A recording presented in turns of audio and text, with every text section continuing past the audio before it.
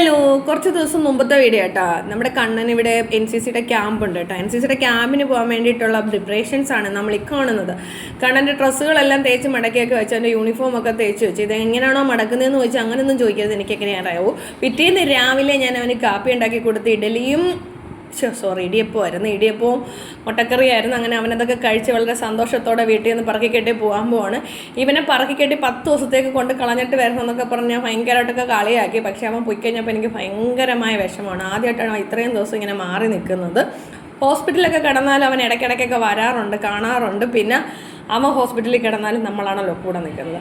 അപ്പോൾ ഗൗരിയുടെ കയ്യിലോട്ട് ഒരു ബാഗ് എടുത്ത് അച്ഛൻ കൈ കൊടുത്തു. അപ്പോഴാണ് ഓർത്തത് ആ ബാഗിൻ്റെ ഒരു വള്ളി പൊട്ടിപ്പോയി. ഞങ്ങൾ ഈ ഇടയ്ക്കൊന്ന് ഗുരുവായൂർ പോയായിരുന്നു. അപ്പോൾ പോയിട്ട് തിരിച്ചു വരുന്ന വഴിക്ക് പൊട്ടിയതാണ്, പക്ഷേ ഓർത്തില്ല. ഞങ്ങൾ പോകുന്നത് ഓട്ടോയിലാണ്, ഞങ്ങളുടെ സ്വന്തം അനിയാമൻ്റെ ഓട്ടോയിലാണ് ഞങ്ങൾ പോകുന്നത്. കൊട്ടിയത്ത് വെച്ചിട്ടാണ് നമുക്ക് പ്രോഗ്രാം. അങ്ങനെ പ്രകൃതി രമണീയമായ വയലുകളൊക്കെ കണ്ടിട്ട് ഞങ്ങളങ്ങനെ പോവുകയാണ്. ഞാൻ ഹോട്ടലിൽ നിന്നുകൊണ്ട് പറയണത് നിന്നെ കൊണ്ട് തട്ടിക്കളഞ്ഞിട്ട് വേണം ഒന്ന് സമാധാനമായിട്ട് കുറച്ച് ദിവസം വീട്ടിൽ നിൽക്കാനാണ്.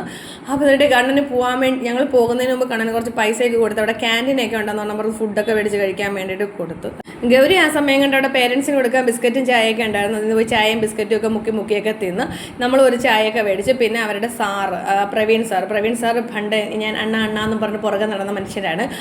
അങ്ങനെ അവരുടെ ക്യാമ്പിൽ എന്തൊക്കെ വേണം, എന്തൊക്കെ കാര്യങ്ങൾ ചെയ്യണമെന്നൊക്കെ ഉള്ളത് സാറ് പറഞ്ഞു കൊടുത്തു. അങ്ങനെ അവരെ എല്ലാവരെയും കൂടെ പിന്നെ അവിടെ നിന്ന് വേറൊരു സ്ഥലത്തോട്ട് കൊണ്ടുപോയി നിർത്തി എന്തൊക്കെയോ ചെക്ക് ചെയ്യാനോ കാര്യങ്ങളൊക്കെ ഉണ്ടായിരുന്നു. അപ്പോഴത്തേക്ക് ഗൗരിയും കൊണ്ട് കുറച്ച് സമയം നിൽക്കുന്ന ബുദ്ധിമുട്ടാന്ന് പറഞ്ഞിട്ട് ഞാൻ ഗൗരി എടുത്ത് പറഞ്ഞ് യാത്ര പറയും, നമുക്ക് പോകാമെന്നൊക്കെ പറഞ്ഞു. അങ്ങനെ ഞങ്ങൾ യാത്രയൊക്കെ പറഞ്ഞ് പോകാനായിട്ട് റെഡിയായി. ഇതായിരുന്നു അവരുടെ കോളേജ്, ഡോൺ ബോസ്കോ കോളേജിൽ. ഇവിടെ വെച്ചിട്ടായിരുന്നു അവർക്ക് ഈ ക്യാമ്പ് നടത്തുന്നത്. പിന്നെ കരുനാഗപ്പള്ളി സ്കൂളിൽ നിന്നൊക്കെ സ്കൂൾ ബസ്സിലിട്ടായിട്ടൊക്കെ പിള്ളേർ കുറേ വന്നത്. നമുക്കിപ്പോൾ ഇവിടെ അടുത്തായതുകൊണ്ട് നമ്മൾ പേരൻസ് തന്നെ കൊണ്ടാക്കുമായിരുന്നു. അത് കഴിഞ്ഞിട്ട് അവരുടെ ബാഗൊക്കെ ചെക്ക് ചെയ്തിട്ടാണ് അവരുടെ റൂമിലേക്ക് വിടുന്നത്. കാരണം അവർ ഫുള്ള് ചെക്ക് ചെയ്യും. ആവശ്യമില്ലാത്ത എന്തെങ്കിലും സാധനം അവർ പറയുന്നതിലധികം സാധനങ്ങൾ എന്തെങ്കിലും കൊണ്ടുവന്നിട്ടുണ്ടെങ്കിൽ അതെല്ലാം നോക്കും. ഇത് ഞാനെടുത്ത വീഡിയോ അല്ല, അഭിനവിൻ്റെ അമ്മ എടുത്ത വീഡിയോ ആണ്. അപ്പോൾ ഇതിനു മുമ്പേ ഞാൻ അവിടെ നിന്ന് ഇറങ്ങിയായിരുന്നു. അഭിനവിനെ എല്ലാവരെയും കൂടെ അവർ റൂമിലോട്ട് കൊണ്ടുവന്നതിന് തൊട്ട് മുമ്പുള്ള വീഡിയോ ആണ്. ഇതെല്ലാം അവർ ചെക്ക് ചെയ്തതിന് ശേഷമേ റൂമിനകത്താക്കത്തുള്ളൂ. ഞങ്ങൾ കുറച്ച് സമയം അവിടെ നിന്നിട്ട് ഇങ്ങനെ പോരുന്നതെന്ന് വെച്ചാൽ ഗൗരി കരച്ചിയും എനിക്ക് നന്നായിട്ട് അറിയായിരുന്നു. അതുകൊണ്ട് ഞങ്ങൾ പെട്ടെന്ന് ഇറങ്ങിയതാണ്. അത് കണക്ക് തന്നെ സംഭവിച്ചു. ഞങ്ങൾ ഗേറ്റിൻ്റെ വാതിൽ ഇറങ്ങിയപ്പോഴേ ഗൗരി മൗനത്തിലായിരുന്നു.